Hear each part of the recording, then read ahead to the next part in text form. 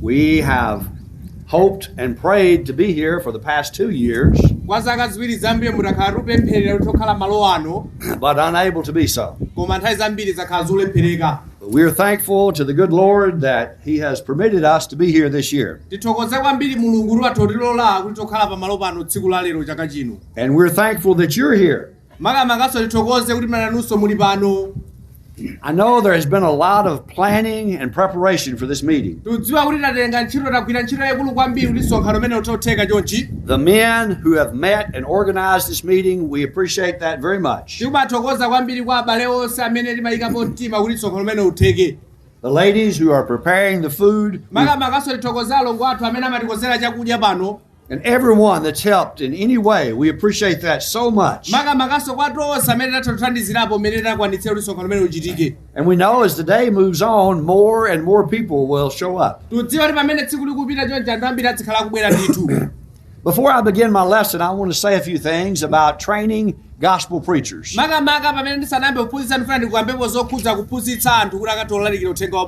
There are people here from many congregations in Malawi. And I know that you're familiar with the Lilongwe School of Biblical Studies, just right over there. It is a wonderful school to train faithful gospel preachers. We have a shortage of faithful gospel preachers. And I hope and pray that some of you young men that are here today will be considering enrolling in this school. We would like to see many of you do that. And it would be one of the most wonderful things you could do in your life is be a gospel preacher. We don't just need more preachers, we need more faithful gospel preachers. And the men who teach at this school will teach the truth. Help you with your knowledge of the Bible. Help you to grow as a Christian. And to be able to go out and lead many souls to the Lord. To the congregations that are represented here, I want to encourage you to support this school any way that you possibly can. Not only by sending your young men there to be students, but helping the school financially. It might be that your congregation could bring maybe a bag of maize and bring it over to the school to help feed those preachers. Maybe from time to time you could bring some potatoes or cassava or something. This would be a great help. And we want you to be praying for this school. This school is very much needed in Malawi. And they are doing a wonderful job. So I wanted to say that before I started my lesson. I want to ask a question. And I want you to ponder this question. And the question is, why are we here? And by that I don't mean why are we here at this school, but I mean why are we here in life? What is our purpose?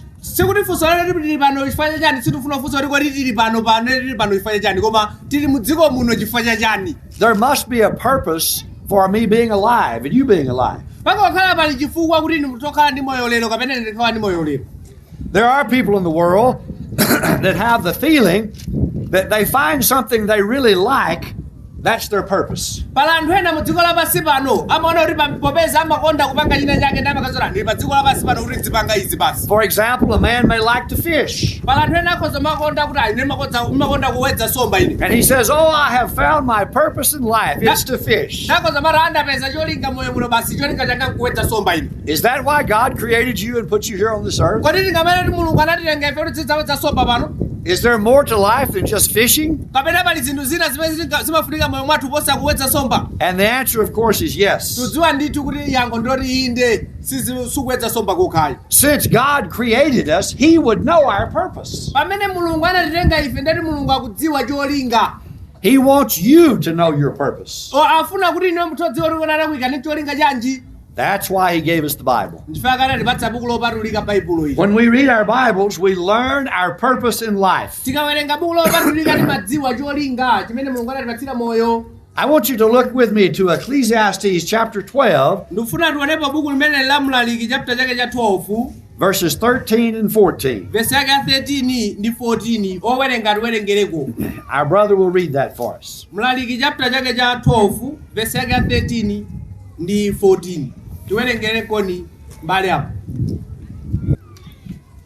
Mawata zose zamveka zata. Opa Mungu musunge malamulo ake. Pakuti choyenera anthu onse ndi chivesipoti. Pakuti Mulungu adzanena mlandu wa zochita zonse ndi zobisika zonse, ngakhale zabwino ngakhale zoyipa. All right.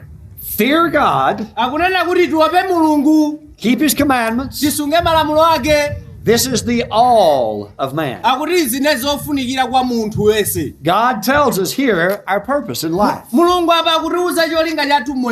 Let's look at those statements that are made. First of all, we are to fear God. What does it mean to fear God? Does it mean that when we hear God's name that we shake and tremble and hide? No, the word means to reverence, to obey Him. Children are to obey their parents. They have a respect and a reverence for their parents. Of how much more should our reverence and respect be for Jehovah God who created everything? Let's look at a few passages. Rather than read all of these passages, you might want to write some of them down.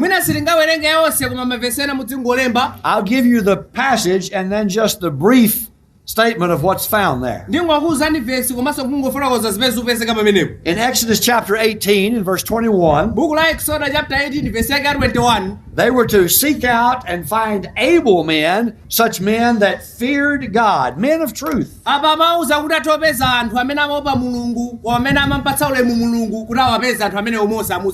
Moses was looking for men that had a great reverence and respect for Jehovah God. In Leviticus 19 in verse 14, God says to fear Him because I am the Lord. Deuteronomy 6 in verse 2, we're to fear the Lord our God and keep all His statutes and His commandments. Notice the statement that's made there. To reverence or have the proper respect for God involves more than just our thoughts. If we respect Him and reverence Him as we should, we will keep all His statutes and His commandments. In Deuteronomy 6 in verse 13, we are to fear God and serve Him. How can a man say, I respect God and I love Him, but I'm not going to serve Him? This is a contradiction. In Deuteronomy 6 in verse 24, the Lord commanded them to do all the statutes statutes and fear him. mulungu anawuza kuti amuope komanso asunge malamulo ake onse. And he said it is for our good always that we might preserve us alive. Izi zofunikira kwambiri ndipo zofunikira kwa ifeyo. That's a principle that we need to learn. Ichi tiyenera kuchiphunzira kwa ifeyo. Whatever God tells us to do, it is for our good. China chilichonse chimene mulungu amatiuza kuti tichite nzabwino kwa ife. Isn't this true with parents? Chimodzimodzinso mwina kwa makolo athu masiku ano. Do you tell your children to do something that would hurt them? Ambiri makolo tikamauza ana athu timauza achite zinthu zimene kodi tiwembezo kuti zapweteka iwowo. Would you tell a small child to go over and play in the fire? Kodi tingamauza mwana athu kuti apite akazikasewera mmoto apo? Would you tell a small child to go down to the water where the crocodiles are? Tikamauza kuti apite akasewere ku mtsinje uko kumene kuli ng'ona? No, everything that you would tell that child would be in their best interest. China chilichonse chimene tingamuuze mwana wathu nchomuteteza iyeyo ndithu. God loves us. Mulungu amatikonda ife. Everything he tells us to do is for our interest, for our good. China chilichonse chimene amatiuza mulungu nzabwino chifukwa kwa ifeyo ndithu. In Psalm 36 and verse 1, Buku la Masalimo 36 verse 1, the transgression of the wicked saith within his heart that there is no fear of God before his eyes. munthu amene ali osalungama amayankhula ndithu kuti saopa mulungu ndipo saopa ndi mulungu. He talks about people then that have no respect for God. Apa ukamba za anthu amene alibe ulemerero kapena sapereka ulemu kwa mulungu. How do people act when they have no respect for God? Kodi anthu amene saopa mulungu amakhala mchikhalidwe cha mtundu wanji? If they don't respect God, they don't respect themselves. Nthawi zambiri munthu amene saopa mulungu sadzipatsa ulemu iye mwini. If they don't respect God, they don't respect their fellow man. Komanso munthu amene saopa mulungu saperekanso ulemu kwa munthu mnzake. The people who don't respect God live very immoral lives. Anthu amene saopa mulungu amakhala moyo woonongera wopanda kutsatira lamulo la mulungu ayi. They lie, they steal, they cheat. Amaba, amanama, amachita machimo osiyanasiyana. It's not good to have a neighbor that lives right beside of you that doesn't respect God. Si zinthu zabwino kwenikweni kukhala ndi munthu amene saopa mulungu ayi. He doesn't make a very good neighbor Ndipo sakhala munthu wabwino oti uyandikane naye. because his life is not governed or patterned by the Word of God. Chifukwa moyo wake ndiye kuti susunga lamulo la mulungu. Men who fear God and respect Him, Anthu amene amaopa mulungu komanso kuchita chifuniro cha mulungu they must first understand who is God. ayenera kumvetsetsa kaye kuti kodi mulungu ndi ndani. There's so many people in the world that have false concepts of God. Pala anthu ambiri pa dziko lapansi pano amene samumvetsetsa kuti mulungu ndani. Some in the world see Him as one of many gods, thousands of different gods. Anthu ena amaona ngati basi mulungu amene tumukambayi ndi mmodzi mwa milungu yambiri timayiona pa dziko lapansi pano. In the Hindu religion, they have millions of different gods. Tikaona zathu a chihindu kwali ndi milungu yambirimbiri.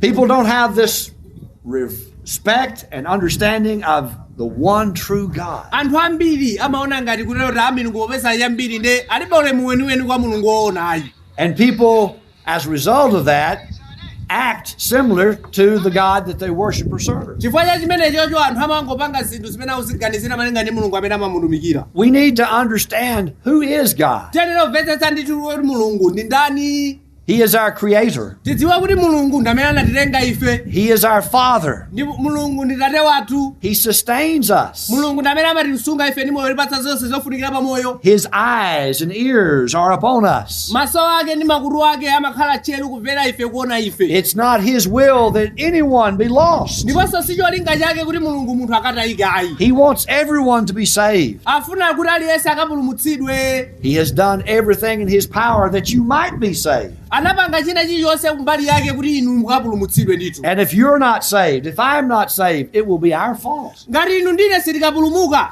likakhala vuto la ife osati la mulungu ayi. So our purpose in life, number one, is to respect and reverence God. Choyambirira chofunikira moyo mwathu chinthu ichi tipereke ulemu kwa mulungu. Number two, when we go back to Ecclesiastes, to keep His commandments. Chachiwiri tibwereranso buku la mlaliki chanena kuti musunge malamulo anga. In Exodus chapter 15 and verse 26, Buku la Exodus chapter 15 verse 26. they were to diligently listen to the voice of God Amayenera kukhala tcheru ndithu kumvera mawu a mulungu. and do that which was right. Ndipo ayenera kuchita ichocho chimene chinali cholondola. And they were to give ear unto His commandments. Amayenera kupereka ndithu khutu kumvetsera lamulo la mulungu. Here the concept is introduced of doing that which is right. Apa tikuona kuti upatsa maganizo kuti tiyenera kuchita ndithu chinthu cholondola.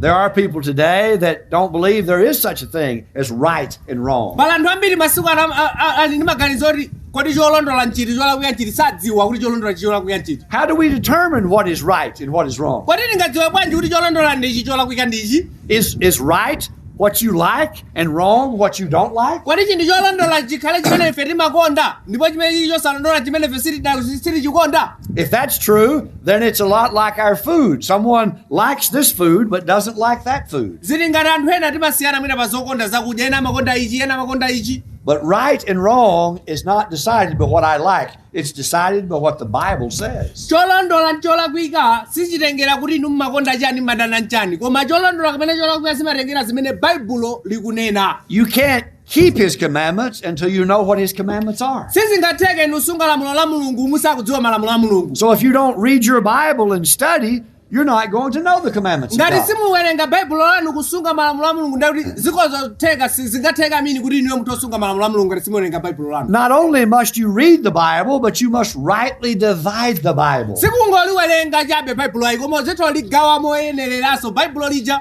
You must understand the 3 periods of time that are set forth in the Bible. tiyenera kudziwa kuti m'baibulo muli nthawi zitatu: The patriarchal time, age, nthawi ya makolo, the age of Moses, nthawi ya chilamulo cha Mose, and then the Christian age that we're under today. komanso pano pamene tili nthawi ya Yesu Khristu ya chikhristu. Is everything in the Bible a command for you today and for me today? kwati zina zizonse zimene zili m'baibulo ndi lamulo kwa inu kwa ine lero?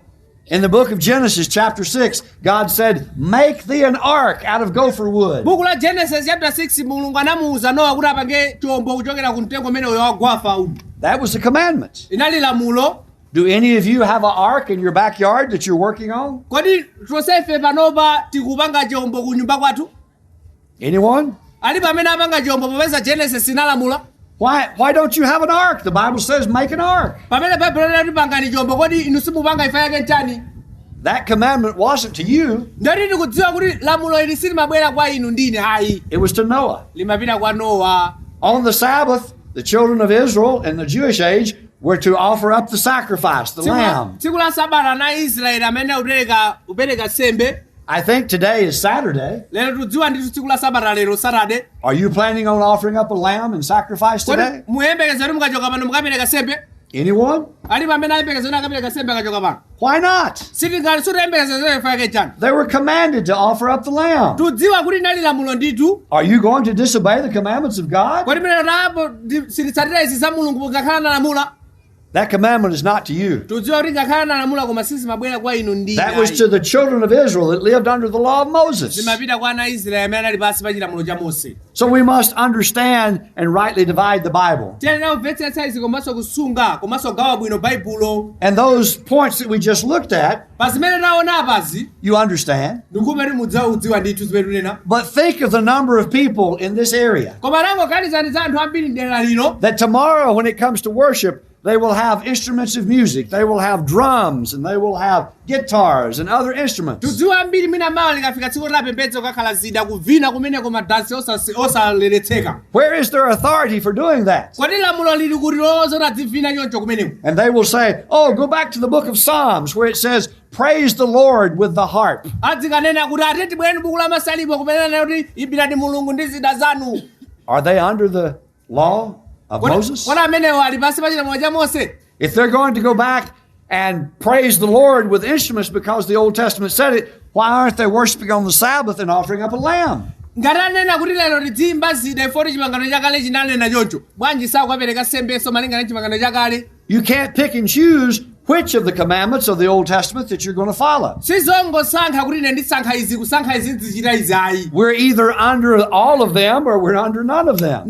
baibulo tena zoti tiyenera kusunga zonse kapena tisasunge zonse. In Deuteronomy chapter 4 and verse 40, buku la Deuteronomy chapter 4 verse yake ya 40, the people were called upon to keep God's statutes and His commandments. pamenepo anthu anawuzidwa kuti asunge lamulo la mulungu. that it may be well with thee, kuti makamaka zitowachitira ubwino iwowo and thy children after thee, komanso ndi ana awo amene abwere kutsogoloko and that thou mayest prolong thy days upon the kuti earth. makamaka zitowathandizira kuchulukitsa masiku awo pa dziko lapansi pano. Now, this is not just an open-ended promise that says, if you'll be a Christian and obey God, you'll live to be 120. izi sizilanda zoti popeza munthu ukasunga lamulo la mulungu ndetu zakhala zaka 120 lomapita ukwayi. But don't people cut their lives short by disobeying God? koma tiudziwa ndi tupala anthu ena amene popeza sanasunge lamulo la mulungu amafa msanga. The man who is a beer drinker, tangoganizani munthu amene amwamowa doesn't he cut his life short by kodi that silimaona sin? ambiri fanya umwamowa amamwalira msanga. The man who uses drugs, heroin, cocaine, pala anthu ena amene amagwiritsa ntchito madragi ozunguza ubongo, fodya, chamba chosiyanasiyana. by failing to obey God, he may cut his life short. chifukwa cha zimene achita zoti maona amatha kumwalira msanga ndithu. Back in the States, I know some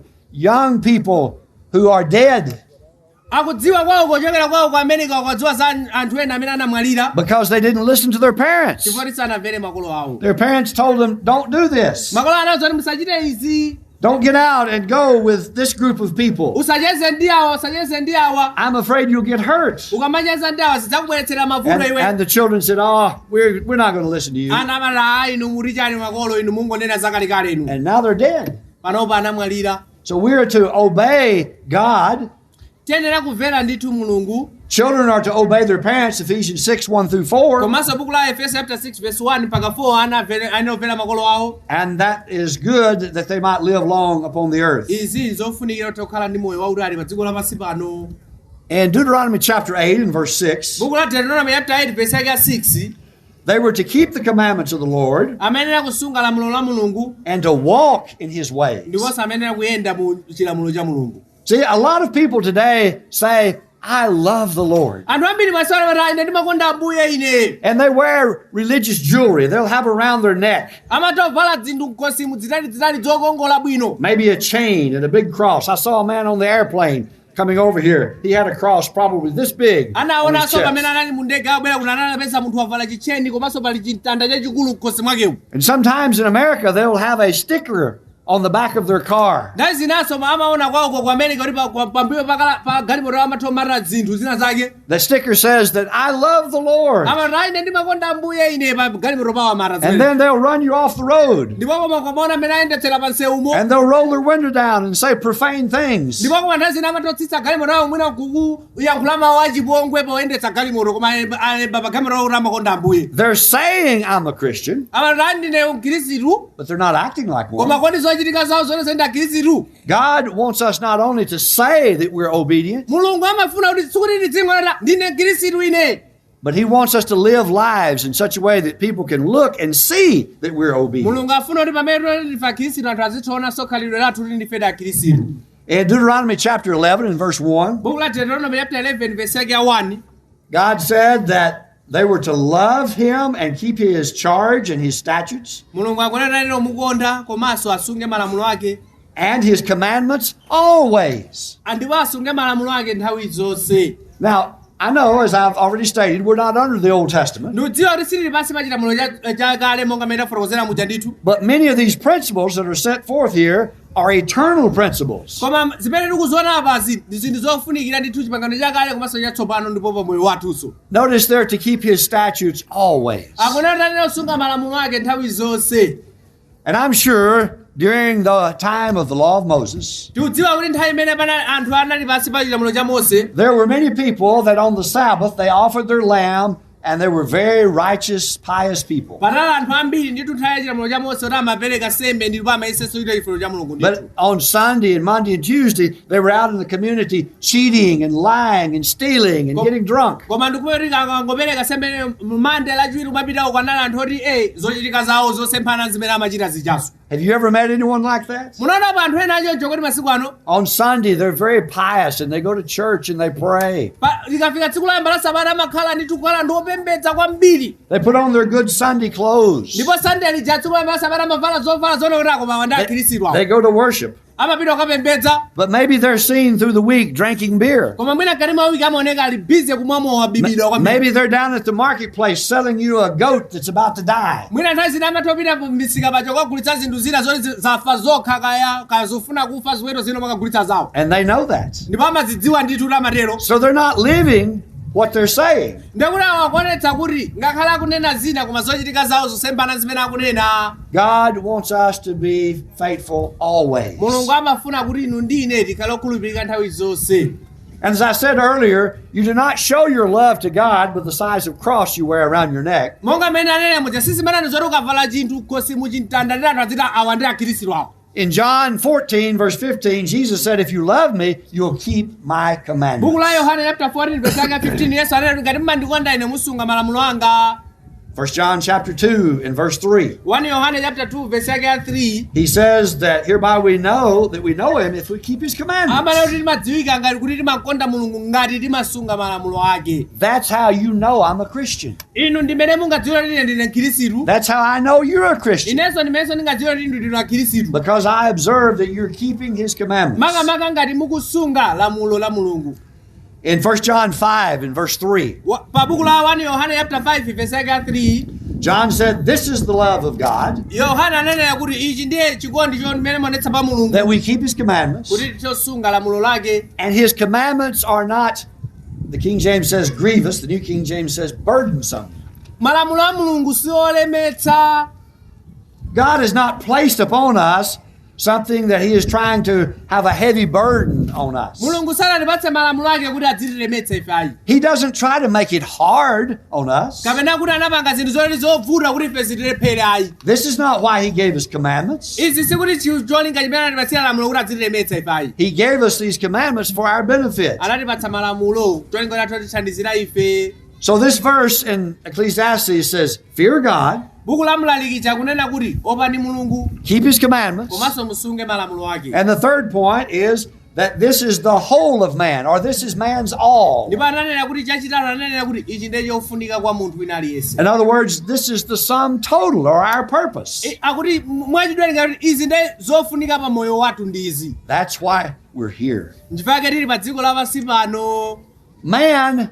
Mankind, human beings, have two parts. tikamaona munthu amakhala ndi gambali ziwiri munthu. There is the physical side, timaona zimene timaziona za chithupithupi ichi and then the spiritual side. komanso munthu amakhalanso ndi mzimu. The physical side grows old. timadziwa za chithupithupi ichi chimakula chimakalamba One day we will die. ndipo tsiku lina chimamwalira chimafa. Hebrews 9:27 says it's an appointment for all of us. buku la hebrew chapter 9 verse 27 unayikika ndithu wa munthu kuti afe kamodzi. But the soul of man will never die. koma tizindikire kuti mzimu wa munthu sufa.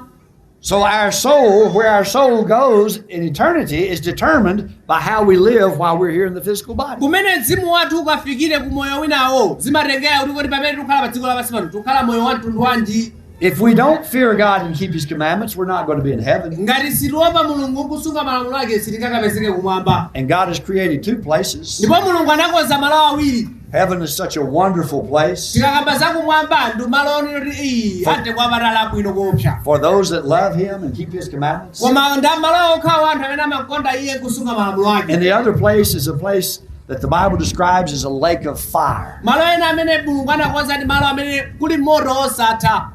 I would think most of you that are here, since you cook over fires, tudzora mbiri popeza timadziwa kamati kamaphika pa moto apo. there have been a time or two in your life that you have accidentally got your hand in the fire and burned yourself. mwina ukamaphika nthawi zina mbiri ife tinapyapo pa moto.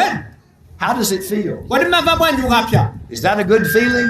zimasangalatsa? Did you enjoy that? zinakusangalatsa ndi mutapya? Did you say, oh, I think I'll do that again. I think I'll stick my hand back in the fire? ndiye mutapya kwayamba nada koma ndichitenso zupepa ndigwirenso moto kachiwiri. No, chili kuweri munatero ayi. it's a painful thing. moto ndi wowawa ndipo zimawawa. But one thing about the physical fire is the pain lasts for a short time and then it's gone. nthawi zambiri ukapya ndi moto nakambiri umangopya umamva wawa kwa nthawi kochepa kenako zimatha. The Bible talks about the flames of hell and the pain being eternal, that is, never ending. tikabhaibhula likamakamba za ku gahena limakamba za malo amene ndi moto osatha. God wants us to understand that our sum total, or our purpose, is to decide where we're going to be in eternity. mulungu afuna ife timvetsetse kuti cholinga chathu tidziwa kuti kodi tikapezeka kuti tikamwalira. In Deuteronomy 6 and verse 5, buku la Deuteronomy chapter 6 verse 5, also in Mark 12 and verse 30, komanso buku la Marko chapter 12 verse 30, the Bible says that we're to love the Lord our God with all our heart, Bible kunena kuti tiyeni tikonda mulungu wathu ndi mtima wathu wonse, all our soul, komanso ndi moyo wathu wonse, all our mind, and all our strength. ndi nzeru zathu zonse ndi mphamvu zathu zonse. He says this is the first and great commandment. Ichi ndiye chofunikira komanso chapamwamba kwambiri pa moyo wathu. The New Testament words it a similar way in Matthew 6:33. komanso buku la Marko chapter 6 verse 33 amanena kuti We are to seek first the kingdom of God. amatiuza kuti tiyenera kusakasaka kaisa ufumu wake choyambirira. The kingdom of God is the church. Ufumu wake ndi mpingo wake. That verse says that the church or the kingdom should be first in your life. Tizindikire kuti Bible kunena kuti ufumu wake tiyenera kukhala chinthu choyambirira pa moyo wathu. Because when you obey the gospel of Jesus Christ Ngati sitimvera uthenga wa mulungu and your sins are washed away, ndipo machimo athunso kapena akachotsedwa, the Lord adds you to His church. tidziwa kuti pamene machimo athu achotsedwa Yesu amationjezera ku mpingo wake. All the saved are in His church. timadziwanso tonse kupulumutsidwa ali mu The mpingo church wake. is called the kingdom. Ndiponso mpingo wake umatchedwa ufumu It's wake. called the family of God. Imatchedwanso banja la mulungu. And when this life is over, the kingdom is going to be delivered from the earth to heaven to be with the Ndiponso Father. timadziwa kuti moyo dziko lino likadzati latha mulungu adzatenga mpingo wake upita nawo mwamba. So why are we here? Kodi tili pa dziko lapansi pano chifukwa chani? To decide where we're going to be when we die. Tili pano tite kupanga chiganizo kuti kodi tikamwalira tipita kuti. Look back to Ecclesiastes chapter 12. Tibwererenso buku la Mlaliki chapter 12. They were to fear God, Akulanena kuopa mulungu, keep His commandments. kusunga malamulo ake. This is man's all, or his total, what he's Ndipo all akunena about. kuti ichi ndiye chofunika kwa munthu. And then look at the last verse, verse 14. Ndipo tione verse 14 ija. Why do those things? Akuti tichite izi ifa yake nchani? Because the Bible says God will bring every work into judgment Akuti cholinga chake ndi ichi, mulungu adzatenga ntchito zathu zonse kudzaziweruza. with every secret thing, Akuti kaya zobisika, whether it's good or whether it's evil. kaya zoyipa, kaya zabwino koma zobisika. The eyes of the Lord are upon all of us. Maso a mulungu ali pa ife tonse. He sees everything we do. Amaona zonse. There has never been a night dark enough that we could do something and He wouldn't see it. Palibepo tsiku limene ungakhale mdima oti mulungu sangaona ayi. Not only does He see what we do, He knows what we think. Sikuti amangoona chabe komanso amadziwa zimene timaganiza. And you may not believe it, but one day, every one of us is going to have to stand before Him on the day of judgment. Zikazatheka kuti simumakhulupirira kuti mulungu angadziwe bwanji, koma mudziwe ichi. Baibulo likunena kuti tsiku limodzi dzayima pamaso pa Yesu kuweruza. And the Bible refers to the fact that the books will be open, or that is, the records will be open. Baibulo limanena kuti dzafika tsiku limene mulungu adzatsekula mabuku kutanthauza kuti zonse anasunga edi. And each and every one of us will stand before Him. Ndipo aliyense adzayima pamaso pa mpando wachifumu. He knows all the good things you've ever done, Akudziwa zonse zabwino zimene tachita. and He knows all the bad things Akudziwa that people zonse have done. zoyipa zimene tachita. And if you have not obeyed the gospel, Ndipo ngati simunamvere kapena kusunga lamulo la mulungu. in Matthew 7, verse 21, Buku la Mateyu chapter 7 verse 21. He's going to say, "Depart from me, you that work iniquity." Adzanena kuti chokani pa ine inu osalungama inu. In 2 Thessalonians chapter 1, verses 7 to 9, Pa buku la 2 Thessalonica chapter 1 verse 7 mpaka 9. He's coming in flaming fire, Pakuti Yesu adzabwera ndithu mu mlawi wa moto. taking vengeance on them that know not God, Adzalanga onse amene samudziwa mulungu, and that obey not the gospel of our komanso Lord. onse amene sanathe kumvera uthenga wabwino. Have you obeyed the gospel? Kodi munamvera kale uthenga wabwino? That's a very serious thing. Ichoto chinthu cha mtengo wapatali komanso chofuna tichiganizire kwambiri. Because that verse says if you don't obey the gospel, Fa verse janena kuti ngati simumva uthenga wa mulungu nkutsatira, you're going to be in that lake of fire that akuti burns forever. mudzakhala mu ng'anjo ya moto. I would think that there are some here today Ndikudziwa kuti pali anthu ena mwina amene ali pano that you have studied and you have come to the point that you understand what you need to do to be a Christian. mwina munaphunzira zokhuza baibulo komanso mudziwa kuti munthu ayenera kuchita chani kuti akhale mkhristu. When you go back to the book of Acts and read those examples of conversion, Tikawerenga buku la machitidwe kuona zitsanzo za anthu onse amene anatembenuzika buku la machitidwe, you understand that in order to be a Christian, mudziwa ndithu kuti munthu akhale mkhristu you must hear the gospel. kuyenera kumva mawu, You must believe. muyenera kukhulupirira mawu You must be willing to repent of your sins. mukhale okonzeka kulapa machimo anu You must be willing to confess with your mouth that Jesus Christ is God's Son. komanso muyenera kuvomereza pakamwa panu kuti yesu khristu ndi mwana wa mulungu And you must be willing to be buried in the waters of baptism komanso mukhale okonzeka kufuna kubatizika mu ubatizo wa madzi ambiri for the remission of sins. cholinga chake kufuna kuchotsa machimo athu You're not baptized because you're already saved. munthu sumabatizika ifoti ndi wopulumutsidwa kale ayi You're baptized in order that your sins might be koma forgiven. mabatizidwa ikuyenga kuti machimo athu achotsedwe And somebody might say, well, I thought we were saved by the blood of Jesus, not baptism. ena akhoza amese timapulumutsidwa ndi mwazi wa yesu khristu osati ubatizo In Romans chapter 6, buku la Roma chapter 6 Paul points out very clearly paulo anafotokoza momveka bwino that Christ shed his blood in his death, baibulo lakuleti yesu khristu anakhetsa mwazi wake pa imfa yake ija and that in baptism we're buried in his death. ndiponso timauzidwa kuti pa ubatizo timabatizidwa timayikidwa mu imfa yake That's how we come in contact with the blood of Jesus pamenepo Christ. munthu pamene wabatizika pamene amakhala kuti wakhudzana ndi mwazi wa yesu khristu Have you had the blood of Jesus Christ applied to your sins? kodi munalandira inu ubatizo umenewu umene munakhudzana ndi mwazi wa yesu khristu Have you had your sins washed away? machimo anu kodi anachotsedwa If not, today would be a very good time. ngati simunatero lero ndi tsiku labwino kuti mutero There are people here willing to help you, to assist you to be baptized. pala anthu ambiri pana amene ali tcheru kudikira kuti akuthandizeni kuti mubatizike inu And then go back to your home area and worship with a faithful congregation of ndipo the Lord's mukabwerera kwanu church. mukapitiriza kupembedza ndi mpingo wa yesu khristu kumene muli nawo pafupi And after becoming a Christian, this is just the beginning. pamene munthu wakhala mkhristu chiyambi chabe You must respect God. mwenera kupereka ulemu kwa mulungu You must keep His commandments. mwenera kupitirizabe kusunga malamulo a mulungu This is what it's all about. izi ndi zofunika kwa munthu So that you can be in heaven when this life is kuti over. tsiku lina tikadzachoka pa dziko lapansi pano kakhale kumoyo wosatha The sooner we learn our purpose in life, the better off we are. mwachangu pamene munthu waphunzira cholinga cha moyoyu zinthu zofunikira Sometimes people wait till they are dying nthawi zina anthu ena amadikira kuti amuna akadzatsala pang'ono kumwalira and they look back on their life and say, oh, I've made so many mistakes. ndamatayang'ana moyo wamataya koma ndala kwa zinthu zambiri I never obeyed the gospel. sindinamvere mawu a mulungu I'm going to lose my soul. ndipo moyo wanga ukatayika ine Oh, if I had it to do over again, I would have obeyed the gospel. ndakhala kuti ndali ndi mwayi kuti ndichitenso moyo mwanga munakachitanso But we only get one chance. koma tizere kumadzalesa amapatsidwa mwayi kamodzi We don't get to do over it again. sizimati awo aukhonya pano ndauchitenso It's why it's so wonderful to see young people ndiwo chinthu chofunikira komanso cha mtengo wamatali kuona anthu achinyamata pano very early in their life figure out what life's all about. pamene anakhala achinyamata kuganizira kuti moyo umafunika chani And they decide, I'm going to be a Christian. ndikupanga chiganizo anakhala nyamata koma ndikhale They don't wait till they're dying. sadikira kuti mpaka ndikalambe ndikufuna kumwalira ndi ndikakhale khristu They don't wait till they're 70 or 80 years old. sadikira kuti amwina akhale zaka 70 kapena 80 kuti akhale khristu They remember their Creator in the days of their youth. amakumbukira mlengi wawo anakhala achinyamata And they give the Lord their whole life in service to ndipo Him. amapereka moyo wawo wonse kwa Ambuye If you're here this morning and you're not a Christian, ngati muli pano tsiku la lero maono munthu wasima khristu we're going to be singing a song in just a minute, tikhala tikuyimba nyimbo pana kali pano yamayitanidwe encouraging you to become a Christian. ukulimbikitsani kuti tokhala khristu inu We can't do it for you, sikuti ndingakupangitseni kapena ndingakupangireni inu ayi and we wouldn't want you to do something you don't understand. ndipo ife sitifuna kuti mupange zinthu zimene simufuna kapena simunazimvetsetsa ayi But if you understand what you're doing and why you're doing it, koma ngati mumvetsetsa chimene muchita komanso muchita chifukwa chake nchani why would you wait any longer? ndeudzidikiranso chani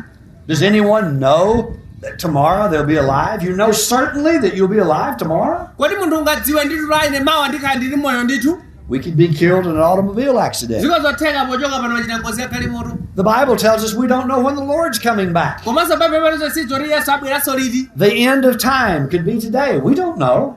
dziko likozotha lero situdziwa The only thing we can do is be ready. koma chimene tingachite ndikukhala okonzeka So think about that. taganizirani zimenezo And if you understand what you need to do, ndipo ngati mukudziwa chimene mene ochita begin your journey today tiye tiyambeni ulendo umene ulero by respecting God, pomvera mawu a mulungu keeping His commandments. posunga mawu a And mulungu today that would involve you obeying the gospel and ndipo being a Christian. lero zitengera inu potsatira mawu a mulungu kukhala khristu And there may be others here that are already Christians. pakokhala ena amene ali kale khristu pano You have been baptized into Christ. munabatizika kale mwa yesu khristu But when you look into your life, you see that there are things that you've done that you should not have done. koma mukaona moyo wanu makhali munachita zinthu zina zimene simunayenera kuchita And there's sin that you need to repent of. ndipo pali tchimo imene nenera kulapa ife The Lord loves you. mulungu amakonda ninu. He's willing to forgive you. Ali wokozeka kuti akukhululukire ninu. Why would you wait another day? Kodi mudikira chani tsiku lina inu? When today you can be forgiven and restored. Pamene lero mukhoza kukhululukidwa komanso kubwerera mu ubale wanu ndi Yesu. Think about these things Taganizirani pa zinthu izi. as we'll be standing and singing our song. Tipempha kuti tsogolera mu nyimbo kuti tiyimirire timbe nyimbo yamayitanidwe. And if you need to respond, come forward. Ndipo ngati mungafuna kuthandizidwa pa ubatizo kapena kulapa mubwere tsogolo kuno. Our brethren here will talk to you and help you. Ndipo tikuthandizani. Tipemphewa nyimbo atiyimbitse nyimbo yamayitanidwe tiyimiriranso amene tingakwanitse kuti tiyimirire. Mwina takhala pasi nthawi itali. Let's have our song.